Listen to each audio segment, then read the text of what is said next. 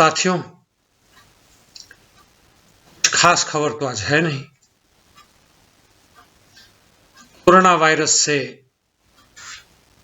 ग्रसित लोगों की संख्या बढ़ रही है तो आपने देख ही लिया होगा। ऑक्सीजन की कमी वैसे ही चल रही है, अस्पतालों में बिस्तर की कमी है, मरने वालों की संख्या कम आंकी जा रही है, शमशान घाट में भीड़ लगा हुआ। पुरानी खबर से नया कुछ भी नहीं है। एक अनुमान लगाएं तो ग्रसित होने वालों की संख्या तकरीबन 3 लाख रोज अब शुरू हो गया। 2,46,000 ऐसे कुछ था। ऐसे ही लोगों से मिला हूं, बातें हुई हैं जो कि कोरोना वायरस टेस्ट ही नहीं करवाते सिम्टम होने के बावजूद। घर में रह के इलाज कराते हैं, या तो मर जाएं या बच जाएं। बच ही जाता है, अधिकांश लोग बच ही रहे हैं, लेकिन उनकी संख्या का पता ही नहीं चलता है कि वास्तव में कितने लोग कोरोना वायरस से पीड़ित हैं। 2 लाख के ऊपर ही होगा, कम नहीं होगा। और मरने वालों की संख्या तो जितना है उसका गुना कम से कम है, यानी 20 से 25,000 लोग हर रोज मरने शुरू हो गए। एक जगह मैंने पढ़ा कि अनुमानतः 2 से 3 हफ्ते में यह संख्या बढ़ के 5 लाख हो जाएगी और मरने वालों की संख्या शायद 40-50 हजार प्रतिदिन हो जाए। देखते हैं, यह भी कोई बहुत ही महत्वपूर्ण सूचना नहीं है। इससे आप जो भी निष्कर्ष निकालें, बात अलग है, सूचना के रूप में नहीं है। वैसे भी सूचना का अधिकार भारत में कहने के लिए है, बना था 2005 के आसपास, फिर वह तकरीबन खत्म हो गया। वैसे आपको याद है, सूचना का अधिकार तो मुझे याद है, जन लोकपाल बिल, जिसके आधार पर 2012-13 से आंदोलन शुरू हुआ था, कांग्रेस सरकार का खात्मा हुआ था, केंद्र में भाजपा की सरकार बनी और दिल्ली में आम आदमी पार्टी की सरकार कुछ समय बाद आई। वो हुआ क्या? बना, पूरे देश में भी बना है, राज्यों में भी बना है। आपने कभी सुना है कि लोकपाल कौन है, वो आजकल क्या कर रहा है? क्या कभी भी उसने कोई किसी केस की सुनवाई की, खोजबीन की? मुझे नहीं पता, शायद आपने सुना हो। ऐसे भी पहले, आजकल थोड़े कम हो गए, कुछ घटना होती थी जब विपक्ष शोर मचाता था तो कमीशन बैठते थे कि भाई खोज करो क्या हुआ। अब कमीशन बैठना ही बंद हो गया। बहुत सारे कमीशन का कुछ रिपोर्ट आया भी कि नहीं आया हमें नहीं पता, खत्म हो गया। वो सब पुरानी बातें हो गई। आंकड़ा इकट्ठे करना, जनता को बताना, आंकड़ा का आधार बदल देना, आंकड़ा ही नहीं इकट्ठा करना, ये सब भी अब पुरानी बात है। इससे किसी को अंतर नहीं पड़ता। जहां लाखों लोग बीमार पड़ रहे हैं, हजारों मर रहे हैं, करोड़ों बेरोजगार हो रहे हैं, शिक्षा व्यवस्था ध्वस्त, स्वास्थ्य व्यवस्था आप देख ही रहे हैं, स्त्रियों के सुरक्षा का जो बजट था वो भी कम हो गया, बाकी हर जगह कम हो गया। जीडीपी कहते हैं कि घटा है, जीडीपी से कुछ लेना देना नहीं है। कहने का ये मतलब है कि जो सूचनाओं का अधिकार आपको था, जो जानकारी होती थी, वो खत्म हो गया। अब इस पर चर्चा नहीं होती, उससे बात नहीं होती। कुछ समय पहले तक भी देखता था कि छात्रों ने परीक्षाएं दी, रिजल्ट आ रहा है, आगे क्या हुआ पता नहीं।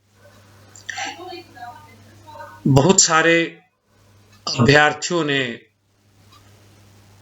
कंपटीशन में एग्जाम दिए, क्या हुआ पता नहीं।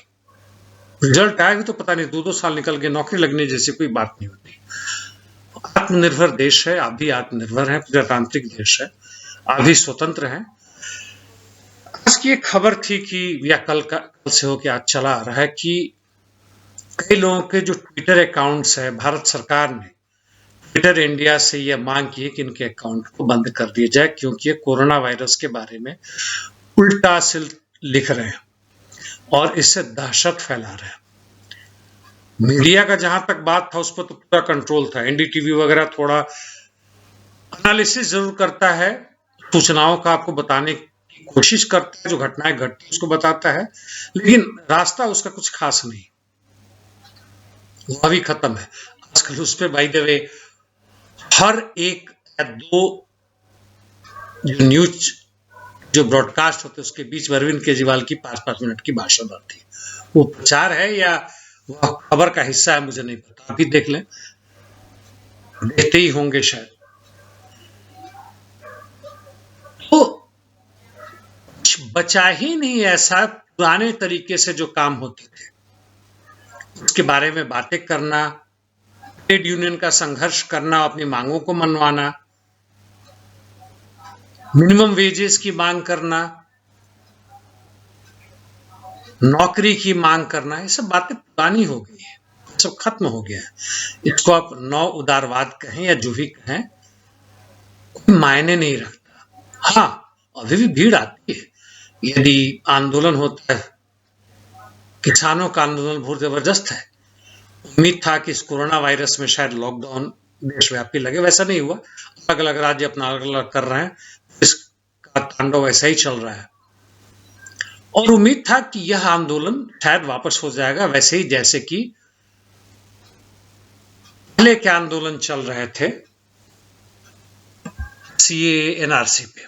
ऐसा नहीं हुआ, बल्कि किसानों की संख्या बढ़ रही है, कुछ वापस भी जा रहे हैं। सड़क उन्होंने खाली कर दिया टिकरी बॉर्डर और बाकी जगह, ताकि अब आ जा सके। पुलिस ने बैरिकेड नहीं हटाया। जहां तक मजदूरों, किसानों, छात्रों, युवकों, बेरोजगारों की बात है, ये सहयोग करने को तैयार है, हर तरह से करने को तैयार है, क्योंकि जो पार्टी है वो भी तैयार है। कांग्रेस हो, आम आदमी पार्टी हो, वामपंथी दल हो, सब है। सरकार का इस पे कोई जू नहीं पड़ता, उसके जो करना है कर रही है। भाजपा सरकार और उसके जितने भी बाकी उसके संगठन है, आरएसएस के लोग हैं, उन पे कोई असर नहीं पड़ता। उनके तरफ से आपके तरफ हाथ बढ़ाने का कोई मायने नहीं है। हाँ, कभी सीएम का पीएम के साथ मीटिंग हो जाता, बस वहीं तक है। उस मीटिंग में सीएम लोग क्या बात करें क्या नहीं, एक आ भी गया था अरविंद केजरीवाल का जो बोल रहे थे वो सामने आ रहा था, कोई अंतर नहीं पड़ता। ना भी आता तो क्या अंतर पड़ता। तो साथियों, ये स्थिति है। शासक वर्ग, शासक दल, सत्ता, जैसे पुलिस है, न्यायालय है, मीडिया है, ये आपकी तरफ नहीं झुक रहे। इनको आपकी दोस्ती की जरूरत नहीं है। अब वोट भी आप दे या ना दे, इनको कोई खास अंतर नहीं पड़ता है। इनको वोट देने वाले हैं 30-35% हैं, और ईवीएम में ना भी हेरा फेरी हो तो बाद में क्या होता है हम जानते हैं। 10-20 उनके एमएलए कम भी हो जाते हैं तो वो उनके तरफ चले जाते हैं। चुनाव के बाद 6 महीने या साल भर बाद उनको राजनीतिक मसलों पे, बहुत जगहों पे अपने पार्टी से इज्जत ना मिलने के लिए भाजपा में जाते हैं, इज्जत पाने के लिए भाजपा में चले जाते हैं। और वह वैचारिक मतभेद भी की बात नहीं करते। आपको पता होगा, वह सब खत्म हो गया। तो आपके मत का भी कितना महत्व है आप समझे। आप ये सोच रहे हैं कि 5 साल बाद, 4 साल बाद कोई ना कोई चुनाव होता रहता है, हम इस सत्ता को नेस्तनाबूद कर देंगे, तो दोस्त आप गलतफहमी में हैं। और वैसे भी विपक्ष आ जाएगा तो क्या होगा, वो भी यानी आप 2014 की पहले की कल्पना कर रहे हैं। वह राम राज्य था, बड़ा अच्छा था, प्रजातंत्र था, आपकी बातें सुनी जाती थी। ठीक है, आप कोशिश कर सकते हैं। साथियों, सूचना के लिए मैंने नहीं कहा था, कोशिश है कि आपके अंदर भी कुछ तार्किक भावनाएं जगाऊं, कुछ क्रिटिकल माइंड हो तो उसको थोड़ा कुरेदूं, उसको जिसको अंग्रेजी में एजिटेशन कहते हैं। वैसे आप पक्के पकटाए हैं, मेरी बात सुनने वाले भी 10-12 ही हैं, और जो सुनते भी हो कहां तक इस बात को आगे बढ़ाएंगे मुझे नहीं पता। धन्यवाद साथियों।